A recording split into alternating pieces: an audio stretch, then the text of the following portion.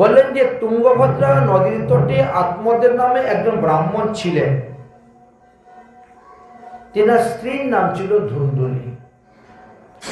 কর্মদোষে পূর্বজন্মে, কর্মদোষে এই জন্মে বিবাহিত জীবনে বহুদিন গত হয়ে গেল, কিন্তু কোনো সন্তানাদি উৎপন্ন হল না।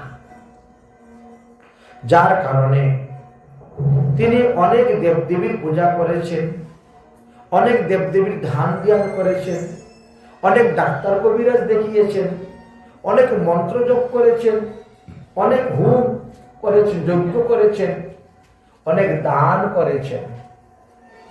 ভূমিদান, স্বর্ণদান, বস্ত্রদান, অন্নদান, যে যাহা বলেন তাই তিনি করতেন, তথাপিও কোনো সন্তান লাভ করতে পারেন। আচ্ছা, একদিকে তো সন্তান নাই বলে দুঃখী, আরেকদিকে দুঃখী ছিলেন ওনার স্ত্রীর স্বভাবটা ভালো ছিল না, ঝগড়া করতেন, ঝগড়া।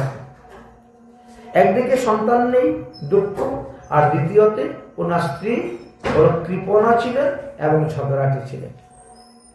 ব্রাহ্মণ যদি কাউকে দান করতো, হাতে এগুলো দিচ্ছ কেন, এগুলো কাজে লাগবে না আমাদের, এবং খুব ঝগড়াটি ছিলেন। ব্রাহ্মণ একটু সুখ খুঁজে পাওয়ার জন্য চিন্তা করলো যে বাড়িতে একটা গাভী এনে পুষি, গাভীর বাচ্চা হবে, দৌড়াদৌড়ি করবে, নাচানাচি করবে, ওটা দেখে শান্তি লাভ করবো। কিন্তু এমনই কর্ম খারাপ, সেটাও বন্ধা। বাজার থেকে কিনে ফল এনে রাখলে এক রাত্রির মধ্যে সব পচে যায়। আর এর জন্য তিনি চিন্তা করলেন তাহলে আমি গাছ লাগাবো, কিন্তু গাছগুলো বন্ধা হয়ে পড়ে আছে, গাছগুলো বন্ধা হয়ে পড়ে আছে। কতটা দুঃখ, কতটা কষ্ট তিনাকে সহ্য করতে হচ্ছে। একদিন সকালবেলা হাঁটতে বেরিয়েছেন ব্রাহ্মণ। একটা লোক ব্রাহ্মণকে দেখে পট করে ঘাড় ফিরিয়ে নিয়েছে। কেন? ঘুমের থেকে উঠে আটকুড়ার মুখ দেখলাম, না জানি আজকের দিনটা কেমন যাবে। যার কোনো ছেলে নাই, সন্তান নাই, তাকে কি বলে আটকুড়ে। তখন ব্রাহ্মণের মনে আরো দুঃখ উৎপন্ন হয়ে গেল। আমি সন্তানহীন বলে লোক আমার মুখের দিকে তাকায় না, তাহলে তো আমার পিতৃপুরুষগণ আমার হাতের জল তর্পণ গ্রহণ করেন না, দেবতারা আমার হাতের জল তর্পণ গ্রহণ করে না, তাহলে কি হবে? আমার পুত্র কন্যা নাই, কেমন করে আমার বংশের লোক উদ্ধার হবে? জলপিণ্ডির অভাবে আমার পিতৃপুরুষগণ নরকে যাবে, আর আমি পশুর মতো জীবনযাপন করে যাচ্ছি। এই দেহ আর রাখবো না। মনের দুঃখে তিনি বনে চলে গিয়েছেন আত্মহত্যা করে মরার জন্য। কিন্তু ব্রাহ্মণ আত্মদেব তো একটু আত্মজ্ঞান ছিল, তিনি জানেন আত্মহত্যা মহাপাপ। তো জঙ্গলে গিয়ে যদি কোনো গাছের নিচে ঘুমিয়ে থাকি, কোনো বাঘ সিংহ খেয়ে ফেলে, তাহলে তো আমার কোনো দোষ নেই। বাঘে খেয়ে নিয়েছে, সিংহে খেয়ে নিয়েছে। এই জন্য জঙ্গলে ঘুরতে ঘুরতে ক্লান্ত পরিশ্রান্ত হয়ে এক গাছের নিচে শুয়ে পড়েছিলেন। দৈবক্রমে সেই স্থানে এক সাধু মহাপুরুষের আবির্ভাব। সাধুর স্বভাব হয় তাড়িতে পামর, নিজ কার্য নাই তবু যায় পরের ঘর। সাধু ওখানে জলপান করে আসতেছেন এদিকে। তো সাধুর পায়ের মধ্যে ছিল কাঠের খড়ম। কাঠের খড়মের শব্দকে ঘুম ভেঙে গেছে। সাধু মহাত্মাকে দর্শন করে দৌড়ে গিয়ে পরে তিনার চরণে পড়ে কান্না করতে শুরু করেছেন। সাধু বলছেন, তোমার দুঃখের কারণ কি? এই সমস্ত ঘটনা খুলে বললেন। তারপরে বললেন, আপনি তো ইচ্ছা করলে আমাকে একটি পুত্র সন্তান দিতে পারেন, অতএব আপনি এমন কিছু দ্রব্য দেন যাতে খেলে পরে আমার স্ত্রী গর্ভবতী হয়, স্ত্রীর সন্তান হয়। সাধু বললেন, আগে তোমার কপালটা আমি দেখে নিই। আমি মানুষের কপালের লেখা বিচার করতে পারি। কপালের লেখা বিচার করে বললেন, সপ্ত জন্ম বধি তব পুত্র নৈবচ নৈবচ। আরে এই জন্ম তো দূরের কথা, আগামী 7 জন্ম পর্যন্ত তোমার কোনো সন্তান হবে না। তুমি পূর্ব জন্মে এমনই কুকর্ম করেছ যে কর্মের কারণে 7 জন্ম তোমার কোনো সন্তান হবে না, নিঃসন্তান থাকবে। আত্মদেব ব্রাহ্মণের আগে যেই পরিমাণে দুঃখ ছিল তার থেকে 7 গুণ বেশি দুঃখ তার হয়ে গেল। সে ব্রাহ্মণের চরণে পড়ে কাঁদতে শুরু করলেন। ব্রাহ্মণ তখন বললেন, কেঁদে কোনো লাভ হবে না, তার থেকে বরং সংসার ত্যাগ করে, আত্মীয় স্বজন মিষ্টি কুটুম্বের মোহ ত্যাগ করে তুমি আমার মতো সন্ন্যাসী হয়ে যাও। একমাত্র হরিভজনই সুখ আছে, তুমি আমার মতো হয়ে যাও। বিবেক ভবতে কিং মে পুত্রং দেহি বলাদীপম। আরে বিবেক নামক পুত্রের জন্ম দেও। ওই বিবেককে জিজ্ঞেস করো, হরিভজন করলি তোমার মুক্তি, অতএব তুমি হরিভজন করো। না না, আপনি আমাকে একটি পুত্র সন্তান দেন, আপনি আমাকে একটি পুত্র সন্তান দেন। কেন বাবা, তোমার কপালে নাই তো? বলে আপনি দিলে হবে। বলে ওরকম ভাবে জোর করে নিয়ে তো রাজা চিত্রকেতু সুখ পেল না। চিত্রকেতু গতম কষ্টম বিক্রনাতি বিমার্জনম। রাজা চিত্রকেতু তো নারদ মুনির কাছ থেকে চেয়ে নিয়েছিল, কিন্তু লাভ হবে না। কপালে যদি না থাকে তাতে সুখ হয় না। অতএব তুমি পুত্র আশা ত্যাগ করো, হরিভজন। আত্মদেব ব্রাহ্মণ বলছেন, আমি শুনেছি অপুত্রস্য গতি নাস্তি স্বর্গে নৈবচ নৈবচ। যার পুত্র সন্তান নাই সে কখনো স্বর্গে যেতে পারবে না। তাই যেন তেন প্রকারেণ কার্যত জন্ম শ্রুতস্যহি, যে কোনো ভাবে হোক আপনি একটি পুত্র সন্তান তৈরি করুন, আগে আপনি আমাকে পুত্র দেন। তখন সাধুবাবা বলল, দেখো পুত্র 7 প্রকারের হয়। কিভাবে 7 প্রকারের পুত্র হয়? এক হলো আত্মজ পুত্র। নিজের ঔরস থেকে যে সন্তান জন্মগ্রহণ করে তাকে বলা হয় আত্মজ পুত্র। যদি নিজের ঔরসজাত সন্তান উৎপন্ন না হয় তাহলে অন্যের দ্বারা সন্তান উৎপাদন করালে তাকে বলা হয় ক্ষেত্রজ পুত্র। যদি তাও না হয় তাহলে আনতে হবে তোমাকে দত্তক পুত্র। যদি দত্তক পুত্র না পাও তাহলে তুমি বানাও পালিত পুত্র। যদি পালিত পুত্র না হয় তাহলে তাকে বানাও বিদ্যাজ পুত্র। বিদ্যা শিক্ষা দাও, তাকে দিয়ে তোমার পুত্র রূপে রাখো, বিদ্যাজ পুত্র। তাও যদি না হয় তাহলে মন্ত্রজ পুত্র, শিষ্য বানাও, মন্ত্রজ পুত্র। তাও যদি না হয় তাহলে ধর্মপুত্র কাউকে বানাও। অথবা তোমার আশীর্বাদে যদি কারো ঘরে সন্তান জন্ম হয় তাহলে সেটা তোমারই বরজ পুত্র। তোমার বর দিয়েছ, তোমার বরে সন্তান জন্ম নিয়েছে, তাই সেটা হলো তোমার বরজ পুত্র। এই 7 প্রকার পুত্রের মধ্যে কোনো এক প্রকার পুত্র যদি তোমার শ্রাদ্ধ করে, তর্পণ করে, পিণ্ডি দান করে তাহলে তোমার মঙ্গল আছে, কল্যাণ আছে। যদি পুত্র না থাকে তাহলে তোমার স্ত্রী তোমার শ্রাদ্ধ করতে পারবে। যদি স্ত্রী না থাকে তাহলে তোমার ভাইয়ের ঘরের বেটা সেও করতে পারবে। যদি ভাইও কেউ না থাকে, ভাইয়ের ঘরে বেটা, তাহলে বোনের ঘরে ভাইনা করতে পারবে। সেও না থাকে তাহলে কোনো না কোনো পক্ষের নাতিও করতে পারবে। আর তাও যদি না থাকে তাহলে নিজের শ্রাদ্ধ নিজেই করে যাও।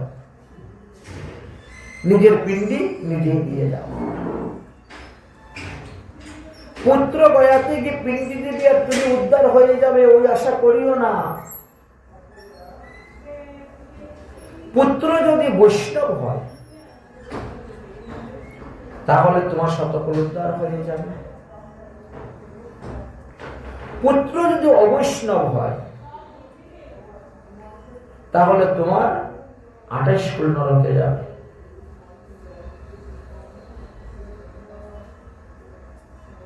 বৈষ্ণব ধর্মের এতটাই মাহাত্ম্য, এতটাই মহিমা।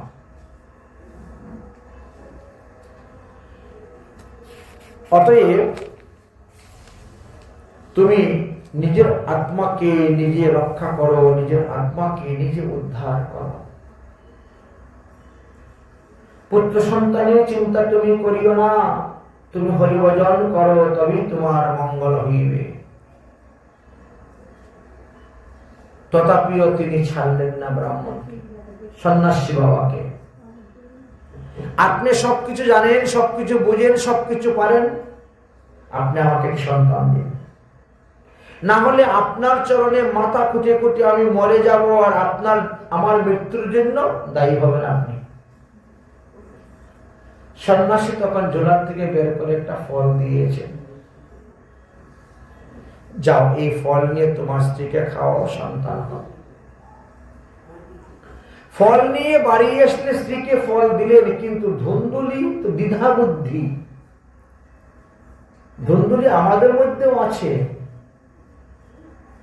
যেমন আত্মদেব ব্রাহ্মণের স্ত্রী ধুন্দুলি ছিল এমন নয়। যার সবকিছুর মধ্যে দ্বিধা বুদ্ধি, সন্দেহ, তাকেও ধুন্দুলি বলা হয়। ধুন্দুলি ফল নিয়ে হাতে চিন্তা করছে, মনে হয় ব্রাহ্মণ জঙ্গলে ঘুরতে ঘুরতে বিষ ফল নিয়ে এসেছে। এখন আমার ভয়ে তো ব্রাহ্মণ বিয়ে করতে পারছে না, আমি এই ফল খেয়ে মরে যাব, আর ব্রাহ্মণ আরেকটা বিয়ে করে নিবে। এই জন্য আমাকে প্রলোভন দিচ্ছে, এই ফল খাও তোমার সন্তান হবে। আয় হায় রে, বাজার থেকে কত কিলো কিলো ফল এনে খেলাম, কিনে কোনোদিন সন্তান হলো না, আর এই ফল খেলে সন্তান হবে। দ্বিধা। তো যে যেরকম লোক, তার ভাইয়ের বন্ধু ওই রকমই জুটে যায়, যে যেরকম লোক। তো ধুন্দুলি যেরকম ছিল, ওর বান্ধবীরাও সেই রকমই ছিল। এই তাদের মধ্যে যে কেউ সদ্বুদ্ধি দিবে, ভালো বুদ্ধি দিবে, এমনটা কেউ ছিল না। তার মধ্যে তার নিজের গুণ আসলো, সেও আরেক বুদ্ধি দিয়ে গেল।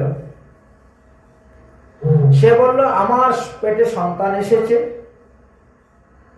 আমার সন্তান যখন প্রসব হবে আমি তোকে দিয়ে দিব, তুই কিছু টাকা পয়সা দিয়ে দিস, আমার তো অনেকগুলি সন্তান আছে, আর কথাটা গোপন থাকবে, কেউ জানবে না। তো বললো, আমি ব্রাহ্মণকে বুঝাবো কি দিয়ে? বলে, কেন? প্রতি মাসে মাসে একটা করে কাপড় পেটের মধ্যে বেঁধে ভালো করে পেট ফুলিয়ে দেখাবে, গর্ভবতী হয়েছে। আত্মদেব ব্রাহ্মণ সাদাসিধা মানুষ, এত কিছু বুঝবে না, আরাম হচ্ছে থাকো। ফলটা কি করবো? ফলটা গাভীকে খাওয়াই দেব, গাভীটা তো বন্ধা। আরে বাচ্চা হলে ওর ঘরে হবে, মরলে ওটাই মরবে, তোর হাতে কি আছে? কথা অনুসারে তো সবকিছু করলেন, খাওয়ালেন।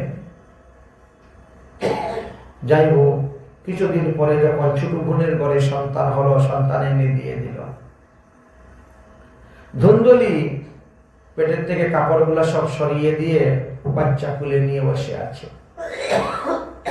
আত্মদেব ব্রাহ্মণকে বলছেন, দেখো, ওই যে ফল খেয়েছিলাম, এতে তোমার ছেলে হয়েছে। ছেলে কাঁদতেছে, তাকে দুগ্ধ স্তনদুগ্ধ পান করা, স্তনদুগ্ধ কোথার থেকে হবে? ফল খেয়ে বাচ্চা হয়েছে। শুনেছি আমার ছোট বোনের ছেলে একটা হয়ে মারা গিয়েছে, ছোট বোনটাকে এখানে নিয়ে আসি, না হলে তার দুগ্ধ খাওয়াইয়ে বড় করা যাবে। ঠিক আছে, তাই হবে। ধুন্ধুকারী জন্মগ্রহণ করার 3 মাস পরে গাভীর পেটের থেকে একটি সন্তান জন্ম ছিল, যার নাম গোকর্ণ বলা হয়েছে।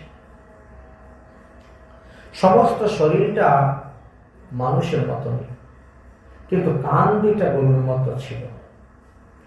এই জন্য গোকর্ণ। গোকর্ণ পণ্ডিত জ্ঞানী ধুন্ধকারী মহাফল। প্রতিটা মানুষ তার কর্ম অনুসারে জন্মগ্রহণ করে। পূর্ব জন্মের প্রারব্ধ কর্ম এসে তাকে ধরে ফেলে। তাই গোকর্ণ গাভীর পেটে জন্ম হলেও তিনি সাধু, মহাজ্ঞানী, সৎজ্ঞান, সদাচারী ছিলেন। তিনি যখন দেখলেন ভাইয়ের এই অত্যাচার অনাচার, তখনই তিনি গৃহ ত্যাগ করে কাশীতে চলে গেলেন। সাধু সঙ্গে হরিভজন করার জন্য চলে গেলেন। আর গোকর্ণ স্নানহীন, ঔষধ, ক্রিয়াহীন, দুর্ভিক্ষা, ক্রোধ বর্ধিত, পরদারিগ্রস্ত, সবহস্ত ভোজনম। আচ্ছা, সবহস্ত ভোজন, সব মানে তো মরা। মরার হাতে কেউ খায় নাকি? যে মরে গেছে সে রান্না করে খাওয়াবে কেমন করে? হ্যাঁ, আচ্ছা, যে মারা গিয়েছে সে আপনাকে রান্না করে কেমন করে খাওয়াবে? সবহস্ত ভোজন বলতে কি? অদীক্ষিত। অদীক্ষিত ব্যক্তির হাতে রান্না খাওয়া, ওটাকে সবহস্ত ভোজনম বলা হয়। এই কথাটাই এখানে বলতে চাচ্ছে।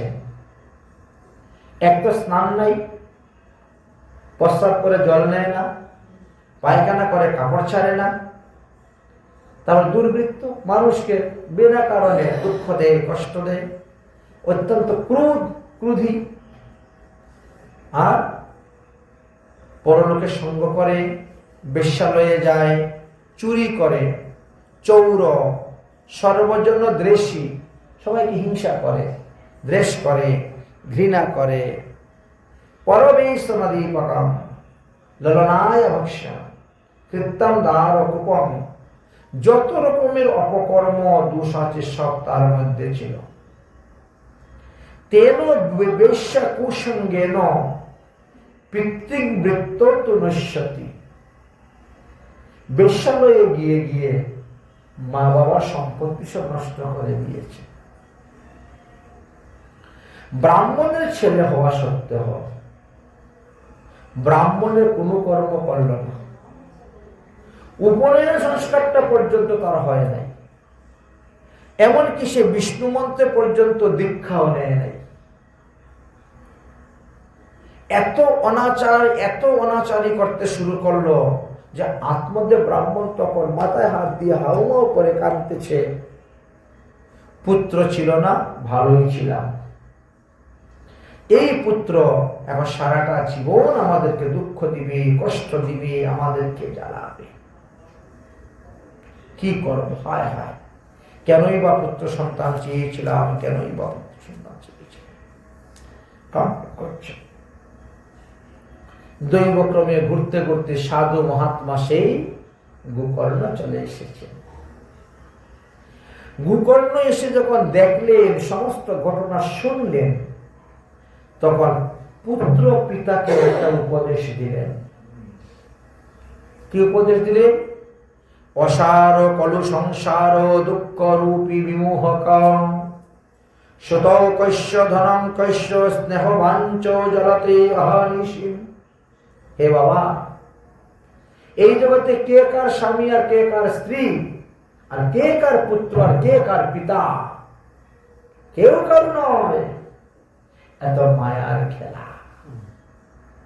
মায়ার কারণে তুমি দেখছো আমি তার স্বামী, আমি তার পিতা, সে আমার পুত্র। অতএব এই মোহ ত্যাগ করো, এই মোহ ত্যাগ করো। আমার ছেলে, আমার মেয়ে, আমার স্ত্রী, আমার বাড়ি, আমার গাড়ি, এই মোহ ত্যাগ করো। মুঞ্চ অজ্ঞানম, এগুলো অজ্ঞানতা। প্রজ্ঞারূপম মুহূর্তম নরকে গতি। যারা এই মোহকে ত্যাগ করতে পারে নাই, তারাই মৃত্যুর পরে নরকে যায়। বাবা, তুমি মোহ ত্যাগ করো আর বনে যাও, বনে গিয়ে শ্রী হরির ভজন করো। এতেই তোমার লাভ হবে, তোমার মঙ্গল হবে। বাবা, তুমি তাই করো। পুত্রের উপদেশে আত্মতে ব্রাহ্মণের জ্ঞান ফিরে গেল। যে গৃহেতে বাস করে সুখ নেই, সেই স্ত্রী সঙ্গ হইতে অরণ্যে বাস করাছে। তাই তিনি জঙ্গলে চলে গেলেন, আরম্ভ করলেন হরিভজন। শুরু হলো হরিভজন। হরিভজন করতে করতে আত্মদ ব্রাহ্মণ উদ্ধার চলে গেলেন। বাবা যখন হরিভজন করতে চলে গেছে, মাকে তো বিন্দু মাত্র ভয় পায় না। আর ওর তো মাও নয়, ওটা মাসি। যাই হোক, ছোটবেলা থেকে মা বলে ডেকে আসছে, বিন্দু মাত্র ভয় পায়। আমার সন্দুকের চাবিটা দাও তো। আরে তোকে সম্পত্তির চাবি দিব কেন? তুই তো সম্পত্তি সব নষ্টই করে দিলি, শেষ করে দিলি। শেষ সম্বর সন্দুকটাই আছে, দিব না। মাকে ধরে উত্তম মধ্যম কটা দিয়ে চাবি নিয়ে টাকা পয়সা নিয়ে চলে যায় বিশ্বালয়ে। চিন্তা করলেন ছেলের হাতের মায়ের খেয়ে মরার থেকে কূপে পড়ে মরা ভালো। কূপে পাত্যাকৃতি রাত্র তেনসা নিদানং গাথা।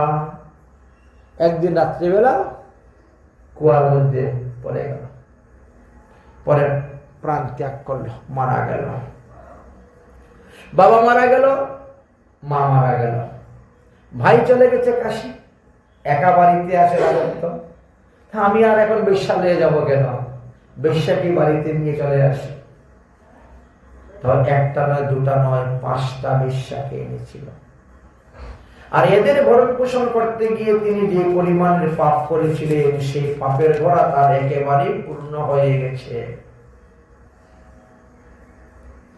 বেশ্যারা চিন্তা করলো, এ বিভিন্ন জায়গাতে যাচ্ছে, বিভিন্ন জায়গাতে গিয়ে চুরি ডাকাতি করছে, যদি ধরা পড়ে তখন তো সব বলে দেবে মানুষের পিটানো খেয়ে, অমুক জায়গায় আমার বাড়ি, অমুক জায়গায় আমার ঘর, আমার 5টা বউ আছে, ওখানে সব ধন কমতে রাখা যাও, বা তোমরা নিয়ে নাও, আমাকে মারিও না। তখন তো আমরাও এই ধন পাবো না, তার থেকে বরং তাকে মেরে এই ধন নিয়ে আমরা পালাই। এই সিদ্ধান্ত করে ওই 5টা বেশ্যার মনে সেই প্রস্তুতি নিয়ে তারা ছিলেন। ধুন্ধুকারী মদ খেয়ে নেশাগ্রস্ত হয়ে মধ্যরাত্রে যখন বাড়িতে ফিরেছেন, খাটিয়ার মধ্যে শয়ন করেছেন, একেবারে খাটিয়ার সঙ্গে তাকে বেঁধে দিয়েছে, যাতে সে কোনো প্রকারে কিছু পারবে না। চুলার মধ্যে জ্বলন্ত কাষ্ঠ জ্বলতেছে, ওই কাষ্ঠ এনে মুখের মধ্যে ঠেসে ধরেছে। কত কষ্টে যে তার প্রাণটা গেল, বেরিয়ে মারা গেল। মারা যাওয়ার পরে যে শ্রাদ্ধ শান্তি ক্রিয়া যা কিছু ছিল, কেউ তো করে নাই। ওই ঘরের ভিতরে গর্ত করে, গর্তের ভিতরে পুঁতে দিয়ে 5 জন বেশ্যা চলে গেছে। অধিকৃত ব্যক্তির যদি মৃত্যু হয়, রৌরব নরকে বাস জানিবে নিশ্চয়। স্কন্দ পুরাণে তার আছে হে বর্ণন, মৃত্যুর পরে হইবে তার পিচাস জনম। এই তো সিদ্ধান্ত। অধিকৃত ব্যক্তি মৃত্যু হয়েছে বলে তার পিচাস জন্ম হয়ে গেল, সে ভূত যোনি প্রাপ্ত হয়ে গেল। একজন ব্রাহ্মণ মারা যাওয়ার পরে ভূত যোনি হয়েছে, এই জন্য তাকে ব্রহ্মদৈত্য বলা হয়েছে। ভূত ব্রহ্মদৈত্য বলা হয়েছে। এবার গ্রামের মধ্যে বড় উৎপাত করতে শুরু করেছে। তখনকার দিনে তো অধিকাংশ লোকের টিনের ঘর ছিল, হুড় হুড় করে হেঁটে চলে যায় টিনের উপর দিকে, ভয় লাগে রাত্রিবেলা। অনেক রকমের জিনিসপত্র ফেলে ভয় পায় লোকেরা, শুরু হয়েছে। এখন এই ভূতকে উদ্ধার করবে কে? যার মা নেই, বাবা নেই, বংশের কেউ নেই, তাকে উদ্ধার করবে কে? তাকে উদ্ধার করার একমাত্র উপায় আছে তাদের কুলগুরু অথবা পুরোহিত। যদি বংশ পরম্পরা অনুসারে কেউ আপনাদের পুরোহিতগিরি করেন বা কেউ গুরুগিরি করেন, তাহলে তিনি উদ্ধার করতে পারেন। এই জন্য গ্রামের পুরোহিতের উপরে ভার দেওয়া হলো। আপনি তো ওদের বাড়ি অনেক পূজা পাঠ করেছেন, তো আপনাদের ব্রাহ্মণ তো আপনার যজমান, আর যজমানের মঙ্গল পুরোহিত করেন, অতএব আপনি যজমানের ছেলের উদ্ধারের ব্যবস্থা করেন। উনি বলেন একে উদ্ধার করতে গেলে তো গয়া থেকে পিণ্ডি দিতে হবে, এত দূরের রাস্তা কে যাবে বাবা, গয়ায় খরচই বা কে দিবে? সবাই মিলে বলছেন আমরা খরচ দিব। তাও এই উৎপাত সহ্য করতে পারছি না, ঘুরতে একে উদ্ধার করার একটা উপায় করুন, আমরা দিব। আচ্ছা ঠিক আছে, তাহলে দাও। গ্রামবাসীরা সবাই মিলে চাঁদা তুলেছেন, চাঁদা তুলে পুরোহিতের উপরে টাকা পয়সা দিয়ে ভার দিয়েছেন। গয়াতে গিয়ে প্রেতশিলাতে পিণ্ডি দিতে হবে। ও বিষ্ণু পদপদ্মে দিলেও আবার প্রেতশিলা থেকে দিতে হবে, তবে গিয়ে তিনি উদ্ধার হবেন, এছাড়া কোনো উপায় নেই। অতএব তুমি যাও। যাই হোক, পুরোহিত টাকা পয়সা নিয়ে রওনা হয়েছেন, গয়াতে যাচ্ছেন। দৈবক্রমে রাস্তায় গোকর্ণের সঙ্গে সাক্ষাৎ। আরে গোকর্ণ গোকর্ণ গোকর্ণ, শুনো শুনো শুনো, তোমার বাবা মারা গিয়েছে, তোমার মা মারা গিয়েছে, তোমার ভাই মারা গিয়েছে, তোমাদের বাড়িটা না একটা ভূতের বাড়ি হয়েছে। এই ভয়ে কেউ ওই বাড়িতে যায় না দখল করতে, ভূতের বাড়ি। তোমার ভাই ধুন্ধকারী মারা যাওয়ার পরে মস্ত বড় ভূত হয়েছে, আর গ্রামের মধ্যে যার উৎপাত করে। আমরা তো রাত্রিবেলা ভয়ে কেউ ঘর থেকেই বেরোই না। অতএব তুমি যখন তার ভাই, তাকে উদ্ধার করার জন্য তুমি একটা ব্যবস্থা করো, এই নাও টাকা পয়সা। কি করতে হবে? যাও গয়াতে যাও, গয়াতে গিয়ে তোমার ভাইয়ের উদ্দেশ্যে তুমি কাজ করো। যাই হোক, তিনি গেলেন, গয়াতে গেলেন, গয়াতে গিয়ে সমস্ত কাজকর্ম করলেন। সমস্ত কাজকর্ম করলেন, করার পরে তীর্থ ভ্রমণে বেরিয়ে গেছেন। আচ্ছা, যখন যখন যে যে তীর্থে তিনি গিয়েছেন, সেখানে গিয়ে মা বাবার নামে জল, মায়ের নামে জল, ভাইয়ের নামে জল দিচ্ছেন। ঘুরতে ঘুরতে ঘুরতে ঘুরতে প্রায় 1 বছর গেছে। নিজের বাড়িতে এসে উপস্থিত হয়েছেন মধ্যরাত্রে। দেখুন, বাড়িঘর তো ঝড় তুফানে ভেঙে ফেলে দিয়েছে, উঠানের মধ্যে ঘাস উঠে ভরে আছে আগাছা হয়ে। ভূতের বাড়ি কে যাবে দখল করতে? কিন্তু নিজের জন্মস্থান তো। কিছুটা জায়গা পরিষ্কার করে একটা কম্বল বিছিয়ে তিনি বসে গিয়েছেন। কিন্তু মধ্যরাত্রে সেই ভূত চলে এসেছে। মধ্যরাত্রে সেই ভূত চলে এসেছে, এসে তোমাকে ভয় দেখাচ্ছে। প্রথমেই মহিষের রূপ ধারণ করে এসেছে। মহিষ, কালো রাত্রি, অন্ধকার রাত্রির মধ্যে মহিষের রূপ ধারণ করে এসেছে, এসে তিনাকে ভয় দেখাচ্ছে। আবার কাছে এসে নেই, নিমেষ হয়ে যাচ্ছে। তখন তিনি বুঝতে পারলেন এটা কোনো অপদেবতা, আমাকে ভয় দেখাচ্ছে। আচ্ছা দেখি। তারপরে একটা ভেড়ার রূপ ধারণ করে ভয় দেখাচ্ছে। তারপরে হাতির রূপ ধারণ করে এসেছে, ভয় দেখাচ্ছে। তারপরে আগুনের লুক্কা, ভয় দেখাচ্ছে। শেষে কি করলো? কুকুর রূপ ধারণ করে এসেছে, এসে ঘেউ ঘেউ ঘেউ ঘেউ করে সামনে দিকে আসছে। তো তিনার কাছে সর্বতীর্থের জল ছিল, জল তুলে ছিটা দিয়ে দিয়েছে। কুকুরটা যখন বসে গেল, তখন জিজ্ঞেস করছেন তুমি কে? এই রাতের অন্ধকারে তুমি এসে আমাকে ভয় দেখাচ্ছ, তুমি মানুষ না দেবতা না কোনো ভূত প্রেত? কেনই বা তুমি আমাকে ভয় দেখাচ্ছ? কে তুমি? তোমার কি পরিচয় আমাকে বলো। তখন ওই প্রেতাত্মা বলছেন, অহম ভ্রাতা তদীয়স্মি ধুন্ধুকারী নামত সক্রিয় নৈব দূষেন ব্রহ্মত্বম নৈষ্যতি ময়া। আমি তোমারই দাদা ধুন্ধুকারী। আমি ব্রাহ্মণ্য করে জন্মগ্রহণ করা সত্ত্বেও ব্রাহ্মণ অনুচিত কোনো কর্ম করি নাই। আমি আমার ব্রাহ্মত্ব নষ্ট করে দিয়েছি, আর যার কারণে মৃত্যুর পরে আমি এত বড় ভূত হয়ে জন্মগ্রহণ করেছি। তিনি বললেন, দাদা তোমার উদ্ধারের জন্য যে আমি গয়াতে পিণ্ডি দিলাম, তো এতে তোমার উদ্ধার হলো না। কারণটা কি বুঝতে পারলাম না। তাহলে আমি আবার যাব গয়াতে তোমার জন্য পিণ্ডি দেওয়ার জন্য? হবে না, হবে না। গয়া সাধ্যে সতেনাপি মুক্তি মেন ভবিষ্যতি। একবার কেন, দুবার কেন, 100 বার যদি তুমি গয়াতে গিয়ে আমার নামে পিণ্ডি দান করো, তথাপিও আমি উদ্ধার হইব না।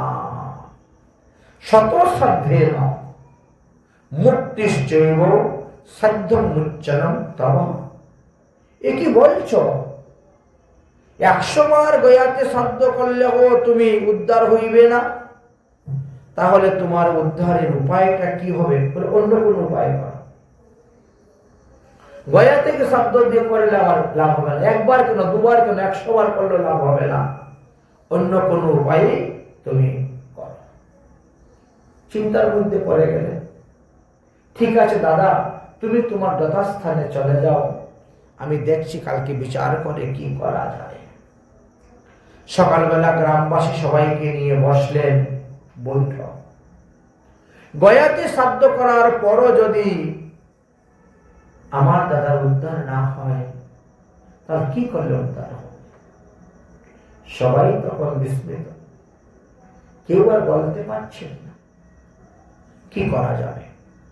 তখন তুঙ্গভদ্রা নদীতে গিয়ে নামলেন, স্নান করলেন, নাভি জলে দাঁড়িয়ে সূর্যদেবের উপাসনা করতে শুরু করলেন। সূর্যদেব বলছেন, গোকর্ণ, তুমি কৃষ্ণ ভক্ত, এতদিন কৃষ্ণ উপাসনা করলে, এখন তুমি আমার উপাসনা করছো কেন? বললেন, দেখেন সূর্যদেব, আপনি তো পৃথিবীর সাক্ষী স্বরূপ, সূর্য চন্দ্র সাক্ষী স্বরূপ। আমার দাদার উদ্ধারের জন্য আমি গয়াতে পিণ্ডদান দেওয়া সত্ত্বেও তার কোনো উদ্ধার হলো না। অতএব আপনি কৃপা করে বলুন, তার উদ্ধারের কোন উপায় থাকবে? সূর্যদেব তখন স্পষ্টস্বরে বললেন, শ্রীমদ্ ভাগবতা মুক্তি সপ্তাহম বচনং কুরু। তোমার দাদার উদ্ধারের জন্য তুমি ভাগ্য সপ্তাহ দাও। এবং এই কথাটা গ্রামবাসী যারা সবাই শুনলেন, তখন এমন ভাবে আকাশবাণী হলো, আকাশবাণীর কথা সবাই শুনলেন। গোকর্ণ তখন বলছে, ঠিক আছে, তাহলে আমার দাদার উদ্ধারের জন্য আমি ভাগবত সপ্তাহ দিব। ভাগবত সপ্তাহ দেওয়ার জন্য তিনি প্রস্তুত হলেন। কিন্তু ভাগবত সপ্তাহ দিতে গেলে যে সমস্ত বিধি বিধান নিয়ম, এত কিছু ওনার জানা ছিল না।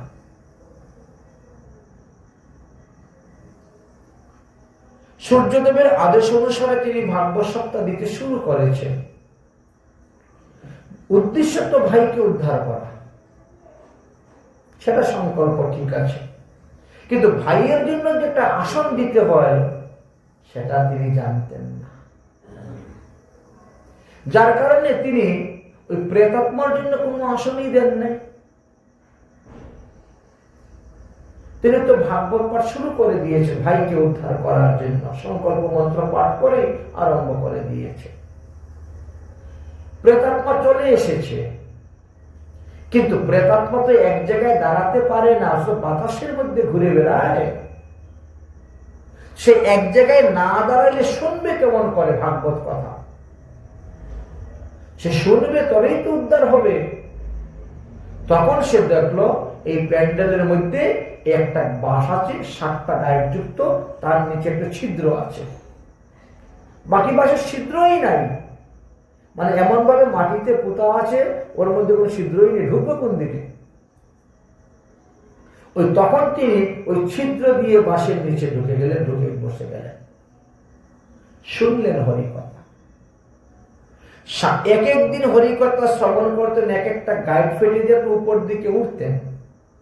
তো এইভাবে 7 দিনে 7টা গাইড ফেটে গিয়েছিল এবং তিনিও মুক্ত হয়ে গেছিলেন। দিব্য রূপ ধর, তিনি দিব্য দেহ ধারণ করেছিলেন। দিব্য দেহ ধারণ করে তিনি প্রকট হয়েছিলেন। পীতভাস ঘনশ্যাম মুকুট কুণ্ডলাম্বৃতম, প্রকাশ হয়ে কি বললেন?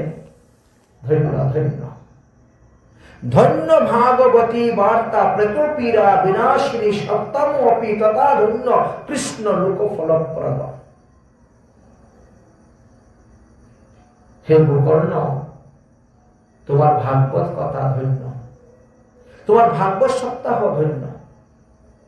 যে গয়াতে শ্রাদ্ধ করেও আমার উদ্ধার হলো না, এই ভাগবত আমাকে উদ্ধার করে দিলেন, তাই ধন্য তোমার ভাগবত কথা। যে ভাগবত কথা 7 দিন শ্রবণ করে আমি কৃষ্ণ লোক প্রাপ্ত হয়ে, আমি ভগবানের সামীপ্য মুক্তি প্রাপ্ত হয়ে আমি এখন ভগবত ধামে চলে যাচ্ছি। ওই দেখো আমার জন্য দিব্য বিমান আসতেছে, আমি দিব্য বিমানে বসে চলে যাব।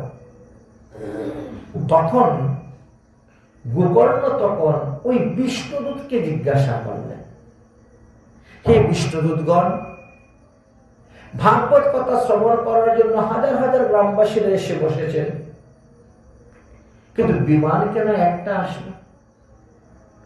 অন্যদের জন্য কেন বিমান আসলো না?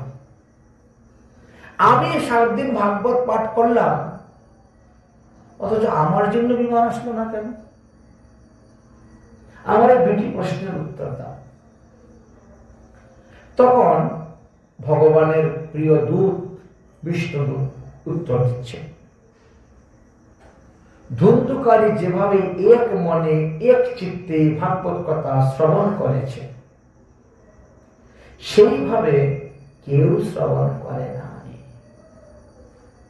ভাগবত কথা শ্রবণে তারতম্যতার উপরে তার ফল পাওয়া যায়। যে যেভাবে ভাগবত কথা শ্রবণ করবেন, তিনার সেইভাবেই ফল আসবে, ফল প্রাপ্ত হইবেন। এই কারণে তাদের জন্য আসে নাই। তাহলে আমার জন্য কেন আসলো না? আরে আপনাকে নেওয়ার জন্য তো সাক্ষাৎ ভগবান আসবেন, আমাদের মতো চাকর মাকর পাঠাবে নাকি? আপনি হলেন একজন ভাগবত ভক্তা। ভগবান তিনার ভক্তের মর্যাদা জানেন, মর্যাদা দিতে কিভাবে হয়। তাই তিনি আসবেন, এসে তোমাকে নিয়ে যাবেন। আচ্ছা শুনো শুনো শুনো, তাহলে আমার গ্রামবাসীরা উদ্ধার হবে কেমন করে? আমি চাই পূর্বে হরিশ্চন্দ্র রাজা যেভাবে গ্রামবাসীদেরকে নিয়ে বৈকুণ্ঠে গিয়েছিল, যেভাবে পূর্বে ভগবান রামচন্দ্র সমস্ত অযোধ্যাবাসীদেরকে নিয়ে বৈকুণ্ঠে গিয়েছিলেন, আমি চাই আমার গ্রামবাসীরা সবাই সেইভাবে বৈকুণ্ঠে যাক। তাহলে বিধি বিধান অনুসারে পাঠ শুনতে হবে। প্রতিদিন একই টাইমে একই নিয়মে ভাগবত পাঠ শুনতে হবে। প্রতিদিন হবিষ্যন্ন গ্রহণ করে ভাগবত পাঠ শ্রবণ করতে হবে, অথবা ফলাহার বা দুগ্ধহার করে ভাগবত পাঠ শ্রবণ করতে হবে। কিন্তু এখানে যারা এসেছিল তারা কেউ সেইভাবে নয়।